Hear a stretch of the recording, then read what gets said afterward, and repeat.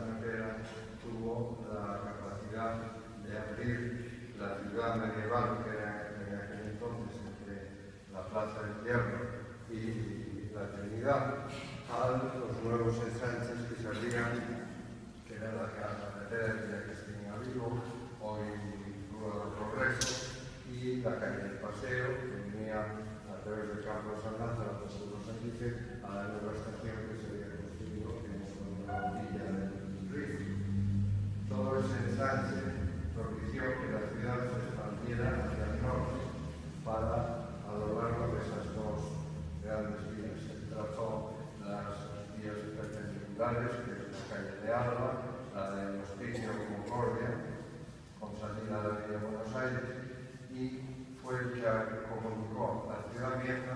con la nueva. La comunicó creando espacios, jardines, la Alameda, por ejemplo, en la huerta, los jardines del Obispo Cesario,